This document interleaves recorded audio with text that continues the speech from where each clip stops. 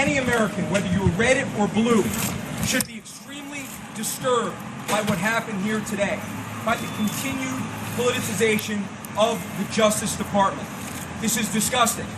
This is absolutely absurd, and it's the continued politicization of the Justice Department that we have seen. And it has to stop. If this can happen to the former president's lawyer, this can happen to any American. Enough is enough. The only piece of evidence that they did not take up there today was the only piece of incriminating evidence that is in there. And it does not belong to my father. It belongs to the current president's son. That's all I have to say. Any questions, you can refer to his lawyer. All I will say is this.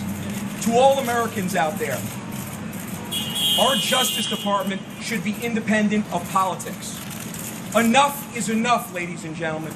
We cannot stand for this anymore.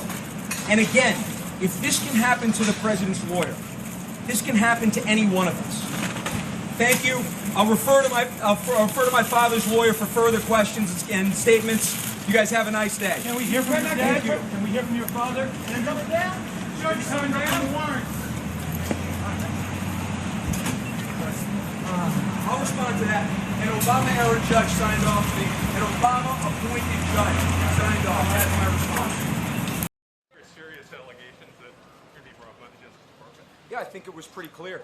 I think when you've seen the way that the Justice Department have treated Republicans, have treated representatives of President Trump, and the way that they've ignored some of the, I would say, criminal activities of anybody related to President Biden, I think it's extremely clear. So I hope that elaborates on it. But I just urge Americans to actually take a look at this, not from a red or a blue standpoint, but from the standpoint of, would the president's attorney be treated this way if it was President Biden's attorney?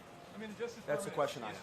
Potentially looking into whether your father was working with, the request of Ukrainians, and those are specific things. I mean, what do you make of it? Are you saying I'm going to refer. Watch your back here. I'm going to refer that to his lawyer.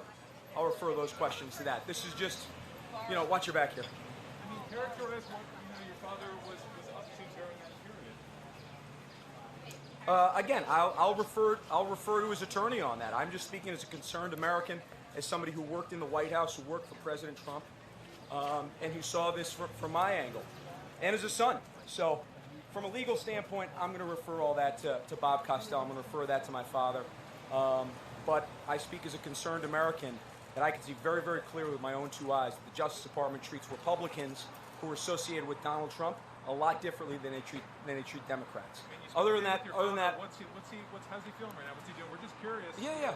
Other than that, well, he's going to be releasing a statement on his website shortly. So I'd urge everybody to go on to his site there and check it out. And I think that will clarify some of the questions you may have. Sure. I mean, emotionally, what's he up to right now? I mean, describe. He's tough as nails.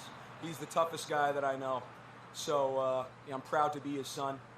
He's a fighter. He's the greatest mayor in the history of this city. He's the greatest U.S. attorney in the history of the Southern District. And I'm very proud to be his son.